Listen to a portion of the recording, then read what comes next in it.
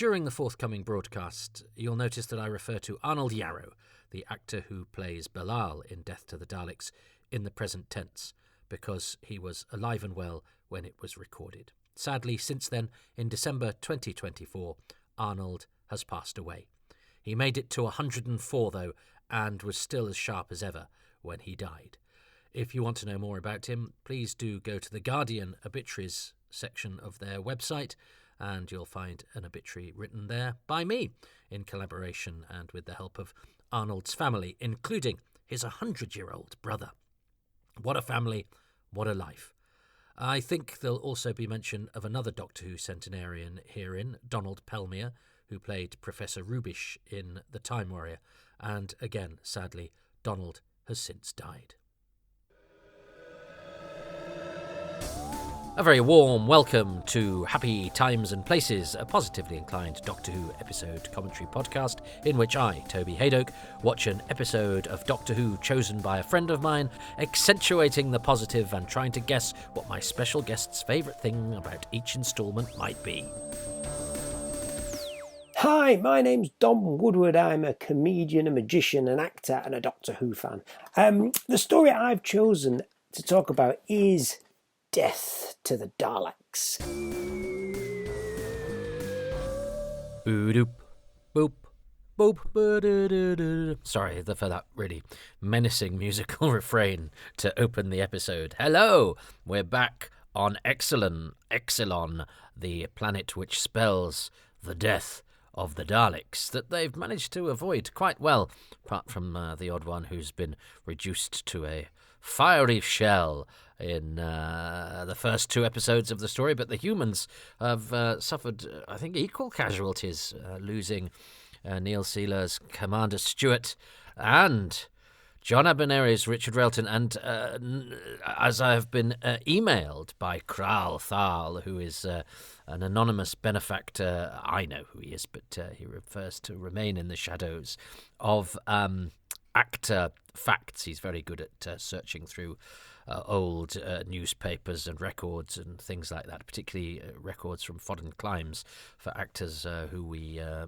might not have been able to trace once they left these shores. He's very good at digging things out. But he also sends me interesting facts and observations about other things as well.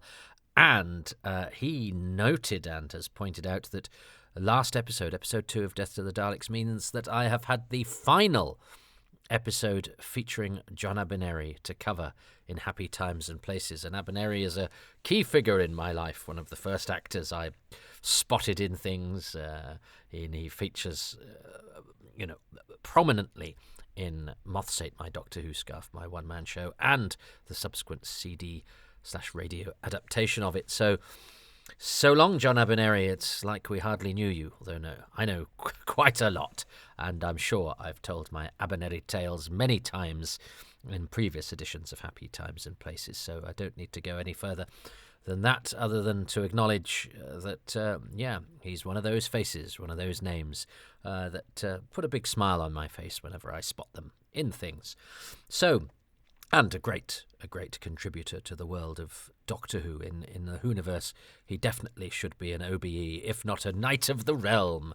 So, John Abernethy has gone, but of the humans, we are about to be joined, actually. We lose one legend and gain another, but we've got that person to look forward to as the episode unfolds. Coming up, I suspect, this is probably going to be one of, I'm guessing, because I don't know, because I don't make my choice till the end of the episode, but I go into this episode fairly confident what my favourite thing, or who my favourite thing might be. Less so episode 4, so should I keep my powder dry? But no, because if I do, I then may lose that person, that choice, because I can't choose something after my guest, Dominic Woodward, has already chosen it. So I have to get in there. Timing is very important with Happy Times and Places, as much as what the actual choices are.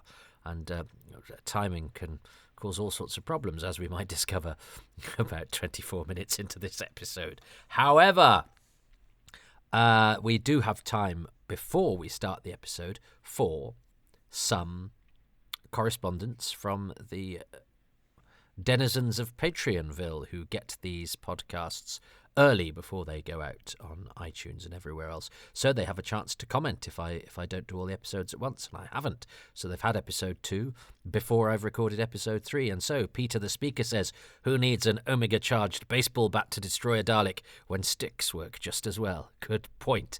John Deere clarifies, and I'd assumed this was more I hadn't bothered to look into it, but I assumed this was more complicated than it actually is. I rambled, didn't I, about what were episodes and what were parts, and obviously the Hartnell titles have individual episodes up until the end of the OK Corral, part 4 of the Gunfighters, and the Ice Warriors doesn't have episode or part, it just has the numbers, so it's the Ice Warriors 1, 2, 3, 4, 5, and 6. But as for parts and episodes, I would have made a guess. I think if we'd bothered to have a game, but I didn't. I just said I always, I'm not entirely sure without thinking about it. But John Deere, who's across such things, points out, as he is many things about television history.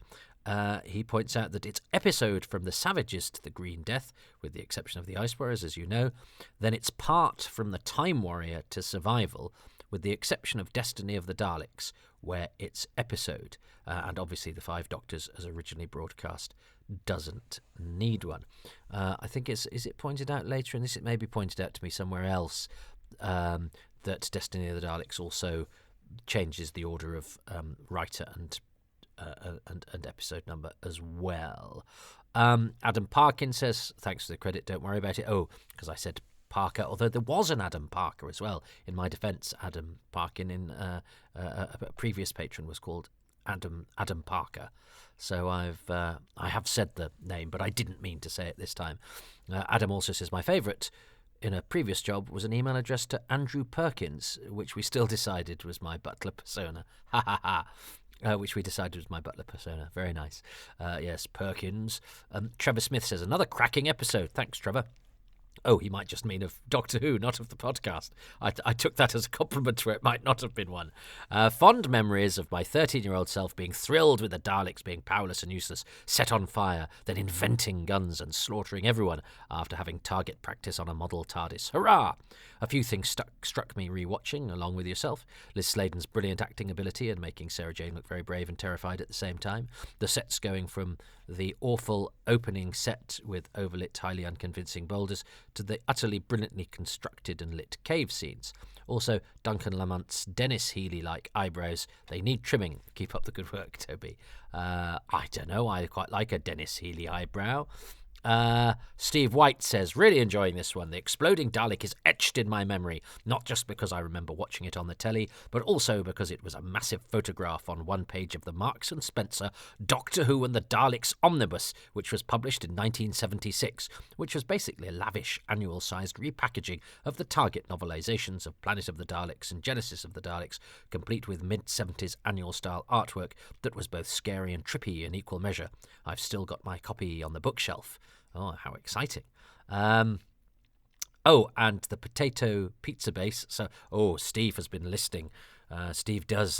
Yes, I've got Steve down as one of the listeners who goes beyond the end credits and all the other stuff, all the plugs for the post-show witterings that the very end of each episode, where I talked about the fact that I'd been eating nothing but potato.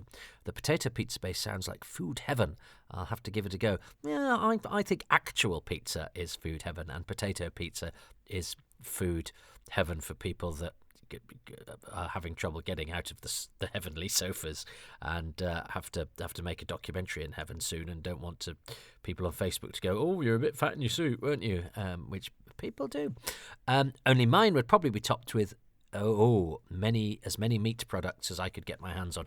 Well, no meat in Haydock Towers, Steve. So we have vegetables to dilute the vegetable The potato diet is clearly working, as you looked very slim down, Haydock, when you were at the Happiness Patrol BFI gig the other weekend. Oh, well, that's nice to know. Thanks, Steve.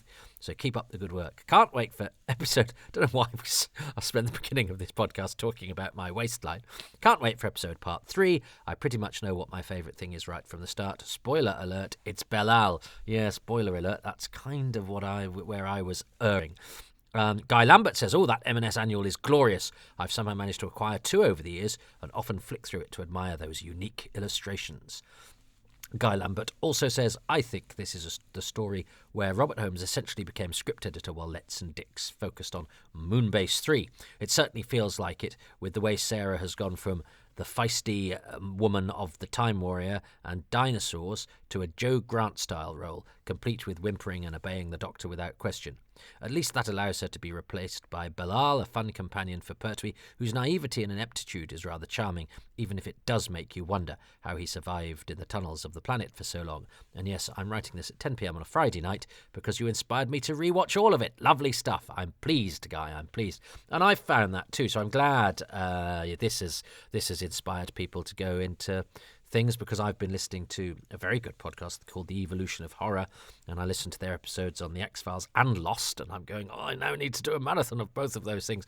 But also I've listened to Hamster with a Blunt Penknife recently, talking about various stories, and I always go, perhaps, it's put me in the mood to rewatch. So I'm glad if this has inspired people to rewatch.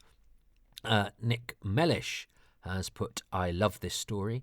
Incoming Puzzleopolis and all. That's how it shall now be known from now and evermore. Puzzleopolis, I like it. And then, of course, we have the Pyramids of Puzzleopolis in a few seasons' time. Name a show other than Doctor Who that would give us a killer route and floor tiling in one hit. None. The rest are cowards. I love your style, Nick. I love that attitude. Yeah, I think you're... Yes, quite right. Beautifully put. The rest are cowards. That's tickled me. Thanks, Nick. And David Green. I like to think every Dalek warship comes equipped with a firing range of TARDISes just so they can vent their frustrations between stories after being defeated by the Doctor yet again. Yeah, I suppose it's good for sort of morale, isn't it? And to... it's a bit like... when in the 2 Minutes Hate they throw up Emmanuel Goldstein, don't they, in 1984? And if you visualize your enemy and actually have a representation of them for target practice, that that instills the requisite hatred and anger and where they should direct it in your troops. So yeah, I can see it being a sort of an element of propaganda and war training for the Dalek Horde. I like it. So with that in mind, how trained up are the Dalek Horde going to be as they venture under the city of the Exxillons and into the domain that will forever be known as Puzzleopolis, as parts 3 and 4, which I remember slightly differently from how I remember parts 1 and 2 of Death to the Daleks begins. So let's see how these episodes that I'm slightly more cautious about, but I've been proved wrong on many a time, and of course I'm going in with an attitude of positivity, which also informs how one digests this stuff, and which has been one of the most rewarding elements of Happy Times and Places. So let us see, as we press play in 3, 2, 1... Here we go. Death to the Daleks, Part 3. 24 minutes and 25 seconds, it says here on the old iPlayer.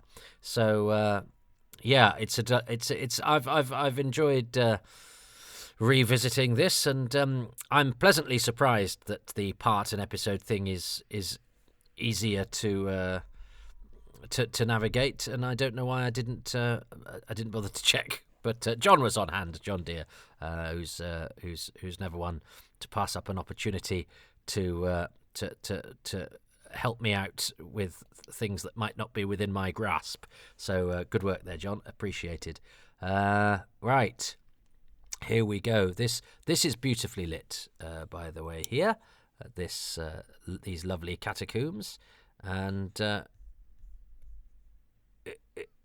what was said in those comments about Sarah being brave and scared. Of course, Barry Letts said in her audition that some actors did scared, some actors did brave, and Elizabeth Sladen was the only one that did scared and brave at the same time. And I think that's I don't think anyone's come up with a better way of describing Elizabeth Sladen's sort of style of playing the scenes in Doctor Who, which is exactly the mix that you need, because you need to you need to convey the fact that this is a terrifying situation, but you also don't want to be an annoying drip. And I don't think Sarah ever is. Although my brothers, I'm sure I've said this, always said that Sarah was the one who screamed. Maybe they were the wrong age to see the subtlety of Elizabeth Sladen's performance, because I remember being very surprised when I first saw Sarah, and because they'd always been rather dismissive of her. I suppose because Leela followed, that in their eyes, I mean, they would only have been 6 or 7 when they were watching Sarah Jane. But the legend in our house was that Sarah was the screamer. Now, whereas what she's doing here is brilliant. None of this is in the script. She is doing that thing, and again, it's working on 2 levels. She's not sending Belial up, but she's showing that Sarah would be a bit. She would grimace a bit at one. Well, it says a lot about us, doesn't it? About how we deal with people who are different from us, and of course, he is of a different texture. She just touched him, and she just looked at her hand, and that is something we are conditioned, and by nature to be wary of things that are different from us, and and different textures in our hand of different creatures we shrink from, or just in nature. If I touch a slug or something, I go, even though I know it can't do me any harm. And Elizabeth Sladen spent that whole scene where there's a bit of exposition going on and we're learning about this new character, sort of showing that she's trying her best to be polite, but her natural reaction is one that actually is quite sort of rude and awkward. But we're on Sarah's side without thinking bad things of Belial, who is sweet and benign. So I think it's beautifully played and on lots of different levels, and Elizabeth Sladen brings so much to that. And we should also mention the other Belial, Gotal, Roy Heyman, who had been a high priest extra in Colony in Space. He's a smaller actor who gets a speaking part here as the forgotten talking Exxillon, because he's only in a couple of scenes. This is I imagine Terry Nation had quite a lot of fun, sort of giving himself license to smash the Daleks to bits. And palpable hit is a quote from Hamlet, where when Hamlet and Laertes are having their sword fight at the end, Osric goes a hit, a very palpable hit. I think it's Osric. Osric, because he's keeping score. Belial is glowing a bit there. He's such a lovely character, and he's played by Arnold Yarrow, who is an actor with sci-fi pedigree. He had been in the Andromeda Breakthrough as the president, but he's also a behind-the-scenes Waller, because he is a writer, and he was a script editor too on Softly. He's or Zcars. He's one of the. He was a key production team member of Zcars / Softly and /Or, but also he was Mr. Bloom in EastEnders, who was a friend of Ethel's. But having been Mr. Bloom, he wrote a few episodes as well. So he's been a sort of a recurring character in EastEnders, and an EastEnders writer, which must be something of a claim to fame. And Arnold very kindly replied to a couple of letters of mine when I wrote to him about Who's Round, and he said it was too difficult for him to do an interview, and he'd actually struggled quite a lot when he did his interview with Chris Chapman for the Death to the Daleks DVD, because he was in his mid to late 90s then. But very kindly sent me. He'd made notes in preparation for the interview with Chris, and Chris had sent him preparatory questions, and Arnold had kept those on his computer or word processor. So printed off his notes and replies and sent those to me, which I published as an interview on my blog. And then when he turned 100 a few years ago, I sent him screen grabs of all the tweets of people wishing him a happy 100th birthday, in case he was unaware just how delighted social media was. Oh, I like those. That's all pretty cool. This is lovely with them hiding in the crevice and the gunshots and the ricochets. You don't often see that sort of thing in Doctor Who. Ricochets. It feels a bit sort of visceral and practical and slightly less fantastical. I don't remember this scene actually of them hiding in the crevasse in the little cave, in the little filling the little niche. I like that. That's rather fun. She has such a lovely touch, Elizabeth Sladen. But yes, Arnold Jarrow. I sent him all those screen grabs, and he sent me a lovely little pencil note back saying thank you, and that he was happy and feeling okay at 100. He's now 104 as I record this. The mighty Arnold Jarrow, the longest lived actor in Doctor Who history. And here we have a lookout Exxillon, brilliantly designed to sort of merge in with the background, and here we are on film. I kind of feel that the story now has kind of lost use for the humans, because it's always we need to keep the humans in the story, but do the Daleks really need Dan Galloway to stand there yelling at the Exxillons? Why can't the Daleks do it themselves? I suppose because they're low power, they need all the help that they can get, and if Dan Galloway's a willing collaborator, I suppose it saves them a job.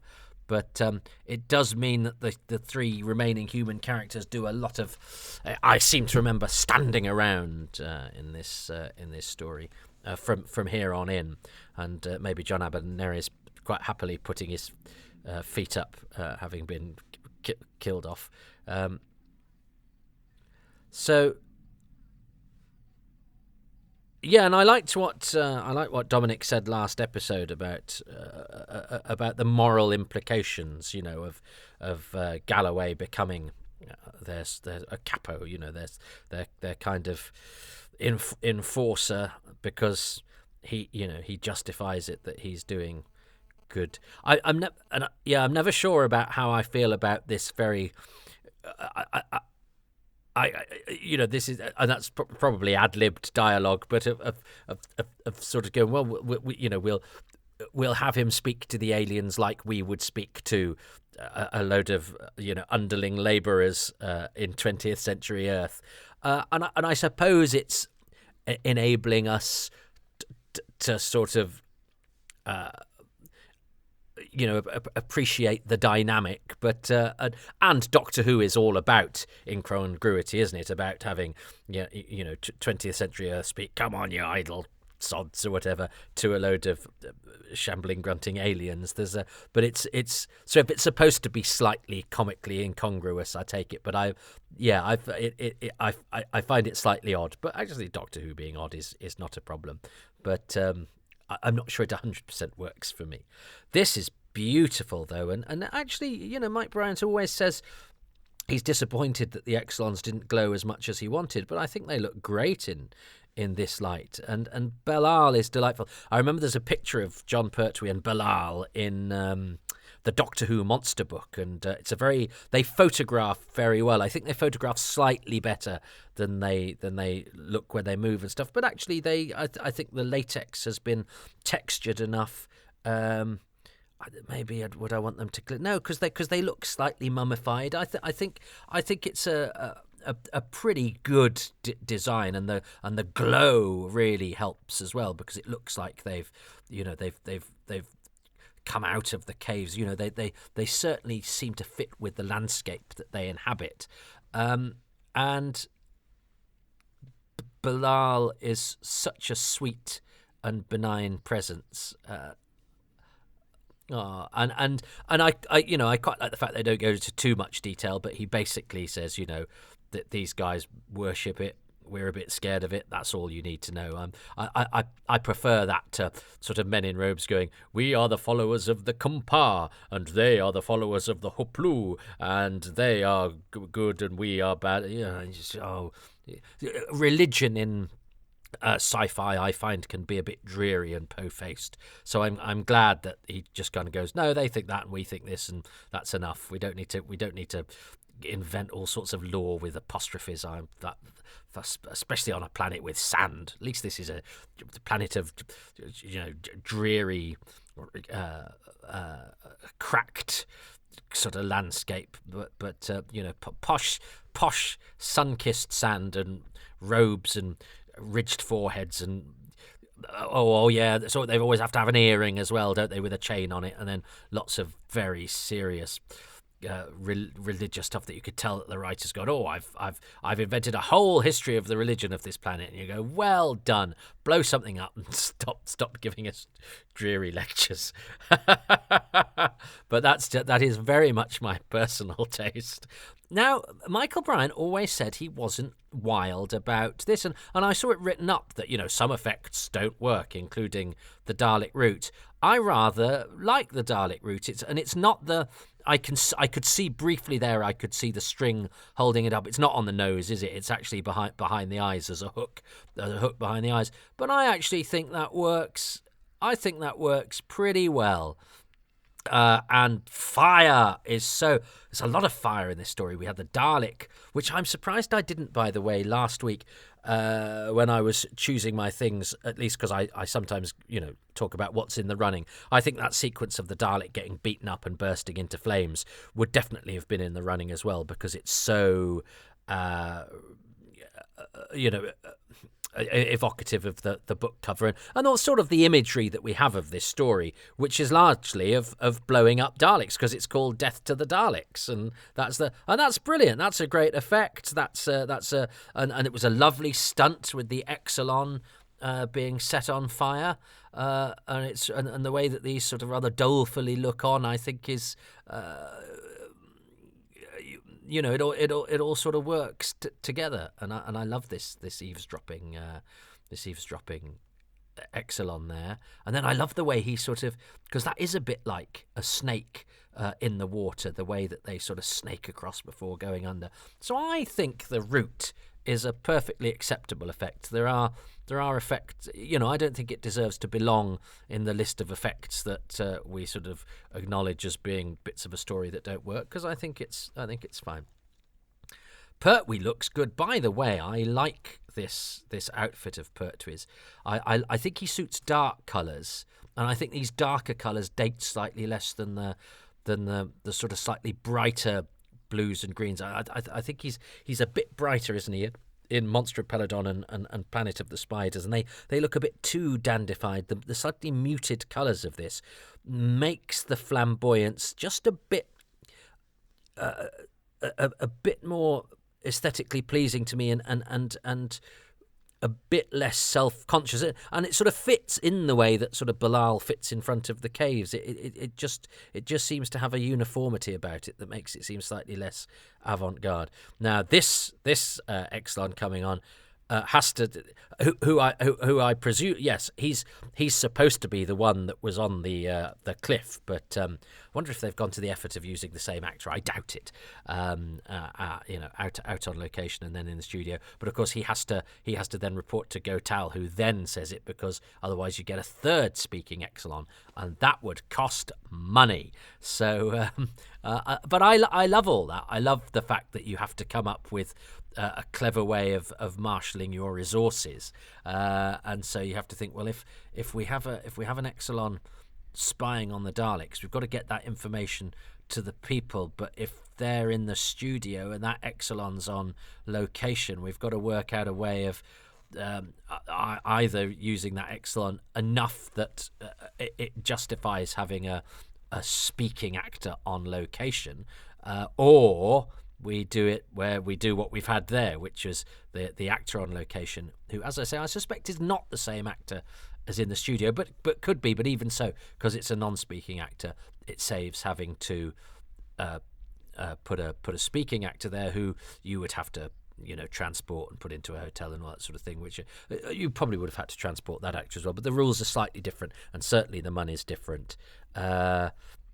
So I like the sort of technical ingenuity that you have to employ when thinking about placement of your personnel. And now we get this sort of this is the sort of city type music, isn't it? Which is sort of again fluting and strange, and I like that city sound effect. The death to the Daleks. So let me the Exxillons. So. There's lots of different... So the Exxillon messenger is Tex Fuller in episode 3, but whether he's the one... because he's not listed as being on film. So I think he's played by somebody else on film, and then he's in the studio. It's Tex Fuller. So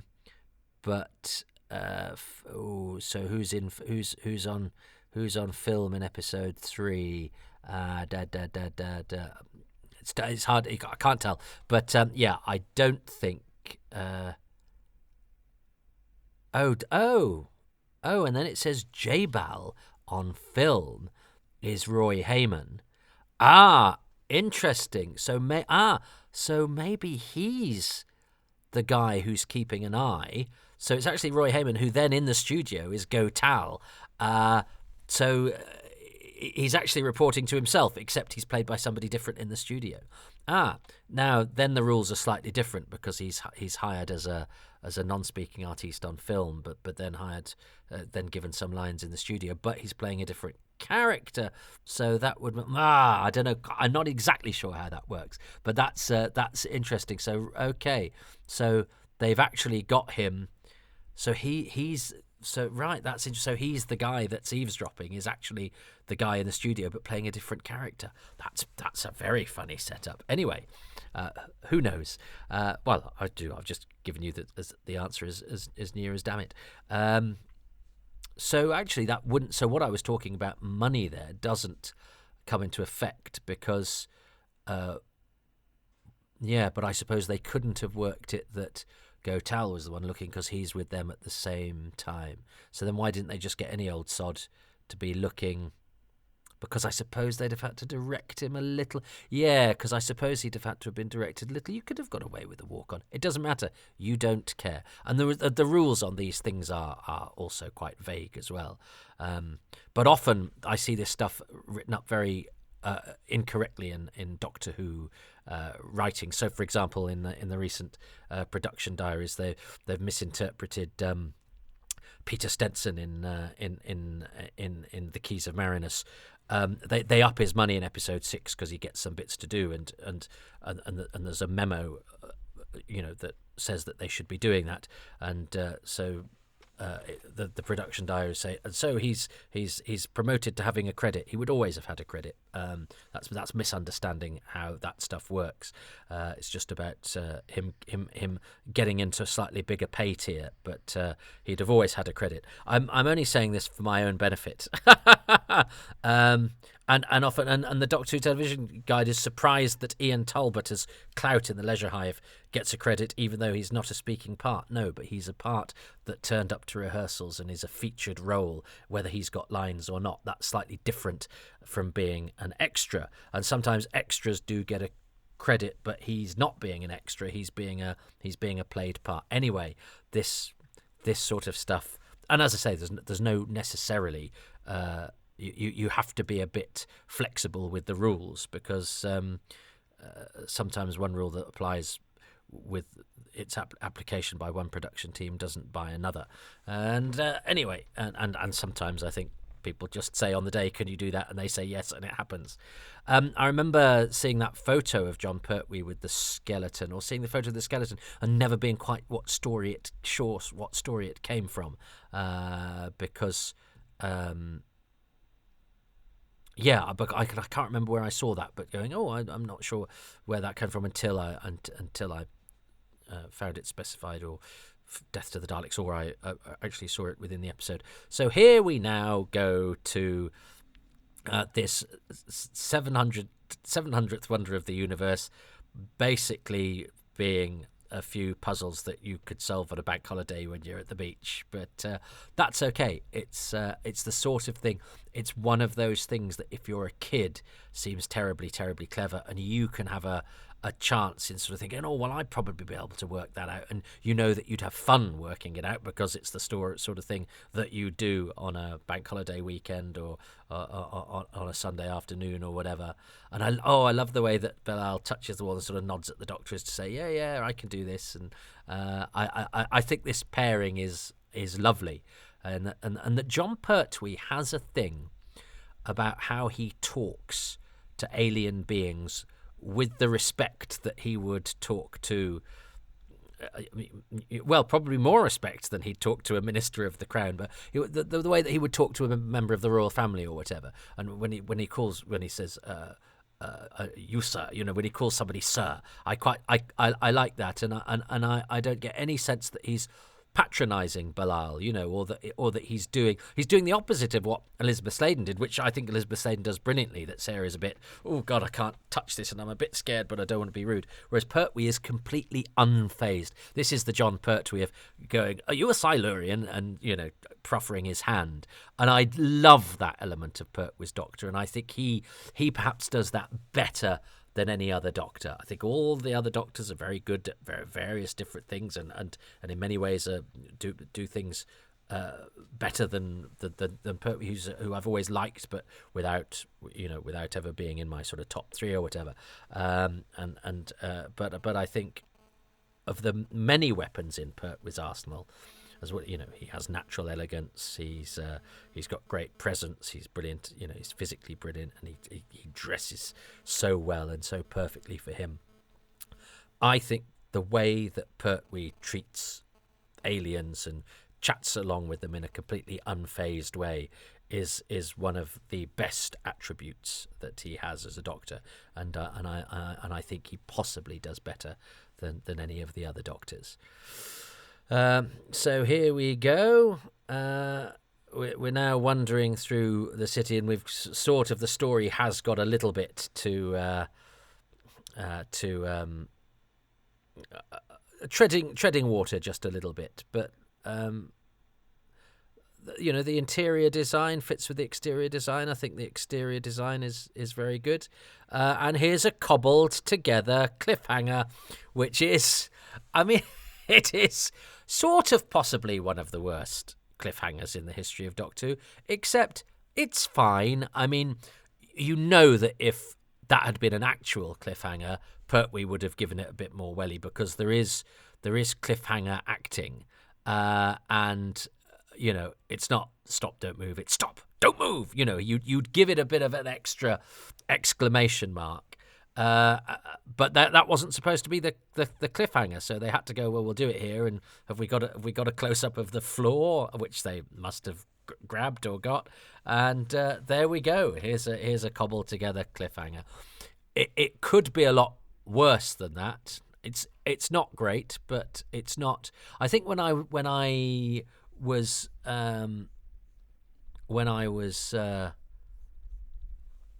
again, a bit like The Root, when I watched it for the first time, I was expecting, oh, this is going to be a right old piece of rubbish. And you watch it and you go, oh, actually, because it's quite exciting sometimes when you're a Doctor Who fan to watch that famous awful bit, a bit like, I can't wait to see, Graham Crowden because Soldeed, laughs, or there's various bits that are famously really often. You go, well, I have to look for that a little bit. It's not quite as obvious.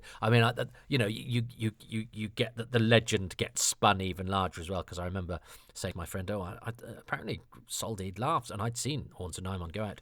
He laughs when he's dead, and my friend was like, oh yeah, you see him in the corner giggling away, and you go, that's, and you watch it and you go, that's not actually what it is. He does that laugh, and then they carry on. But the story gets more detailed in its telling and gets further and further away from the truth. And there are quite a few things like that where the legend becomes so large, and then you actually watch it and you go, oh yeah, I could see it's a mistake, but it's not that bad. It's not that obvious. And I think the Death to the Daleks episode 3 cliffhanger is kind of, it's not great, but it's not a disaster. It's a bit unclear, and I think you probably, probably doesn't have you rushing back next week, but I don't think you kind of go, what the hell was that? You just go, oh, that wasn't great, and then forget about it. But it's not great. The best thing about the episode, I do like the route. I love the location filming. I love the stunt with the burning Exxillon. I think that's really, really well done. I do really like all the location filming, and I think it's an excellent planet. And because it's a sort of dead planet, the quarry sort of works. But I think the way that they make it look and the special sound that makes it feels like the wind is. I mean, it looks pretty inclement anyway. But Duncan Lamont's hair was being blown about there. It looks pretty. You feel that those guys from the crashed Earth spaceship have been kind of, and they're a bit dirty as well. Have been sort of, living in this fairly unpleasant environment. And I think they conjure all that well. So the planet, the deathly planet of Exxillon, is pretty convincingly done. I don't think the interior of the city, although it matches the very straight geometric shapes and the clean whiteness of the external. The building itself is. It doesn't feel massively ominous, even though it's got the odd skeleton here. The skeletons are very good. But the best, yes. So, with a nod to the burning Exxillon, with a nod to the root, who I think gets more stick than he deserves, with a nod to the external environment and the fact that Exxillon itself is convincingly does the job that the script is hoping that it will. I think the atmospherics of it are very nice. It's obvious that the best thing about episode 3 of Death to the Daleks is the mighty Belial, played by the gorgeous Arnold Yarrow, the longest-lived actor from Doctor Who. But what is Dominic Woodward going to say is his favourite thing about episode 3 of Death to the Daleks? From episode 3, my favourite bit is where the root of the city destroys the Dalek down in the tunnels, and I love it how the Doctor is cheering the root on. Yeah, it's a very Pertwee thing, isn't it? And I mean, it does take us into the realms of, I suspect you wouldn't have that now, where everyone has to be sad about everything. And it is slightly uncomfortable with the sort of reality, if you like, that we have of the Doctor, where he would be going, yay, that thing's getting killed, and I shall quote Shakespeare like a poncy arse.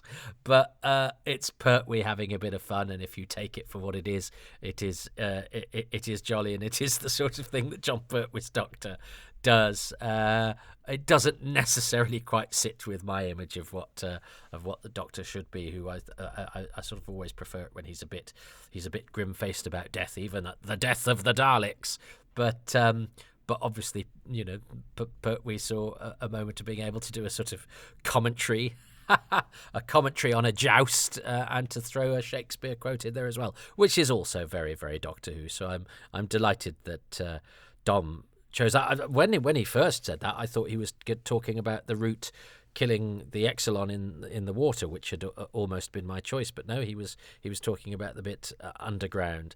I also think an honorary mention to the way that Elizabeth Sladen acts her first meeting with Belial, which I think is all of the skills that Elizabeth Sladen has in a nutshell. Perhaps I should have chosen that and saved Belial for next week, because episode 4 is going to be a bit tricky, I think, and I've got to come up with a bonus. So I have no chance of winning, sadly.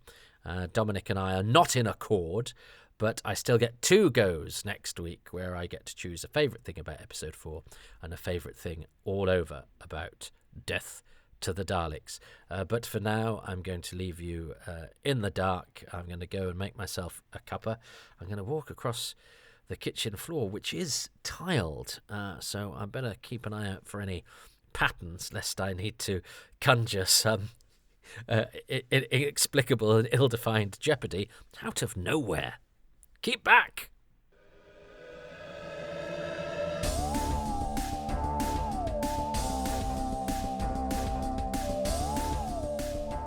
Well, thanks very much for listening to Happy Times and Places, which is presented by me, Toby Haydoke, and my special guest, Dominic Woodward, who can be found on Twitter @Dominic Woodward.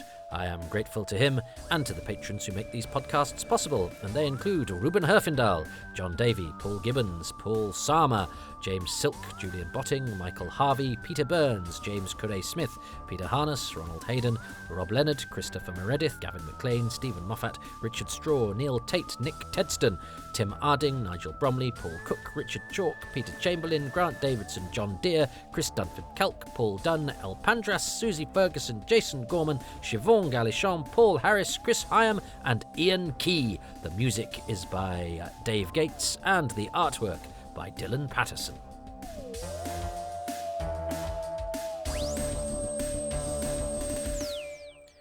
If you would like your name read out on the credits, that is one of the bonuses available at patreon.com/Toby Haydock, where you can support my outbit. You can support my outbit. Do I have an outbit? Well, actually, let's not get into that. But you can support my in-bits and my outbits and all of my mistaken bits at patreon.com/Toby Haydock, which is where I put these podcasts out first, so all of these editions come out earlier for patrons.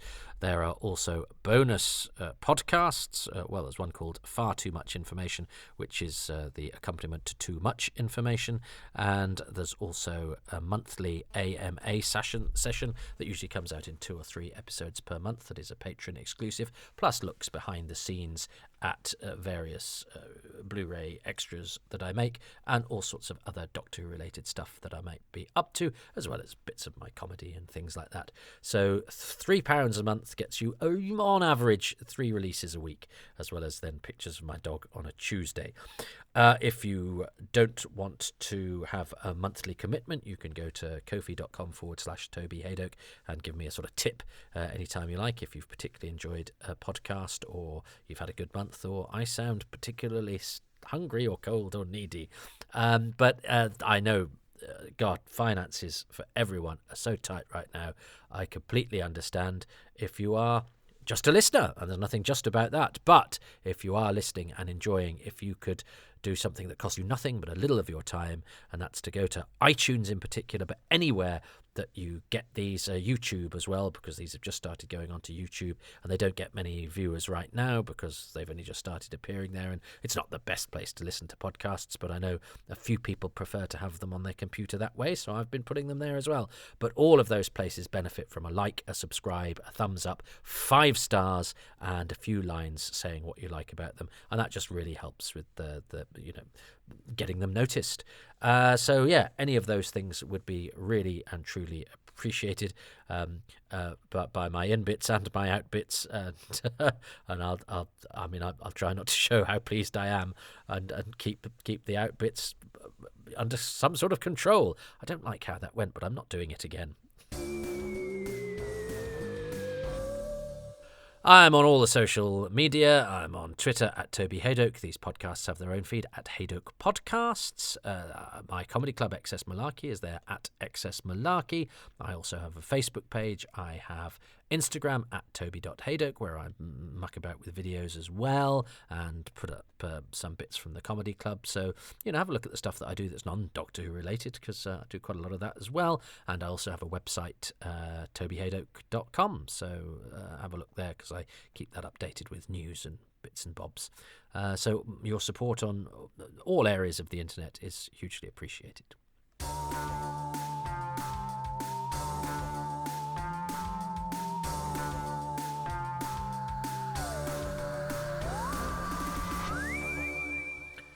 I'm going to have a cup of tea now. Now is my cup of tea. Just about. I made that before the start. I don't have the most robust of mouths. I said this at the comedy club the other day. Got quite a laugh. I think it's a perfectly reasonable thing to say. I don't have a very robust mouth. So when most people have finished their tea, I just start drinking mine. But then, if I'm not careful, it gets too cold.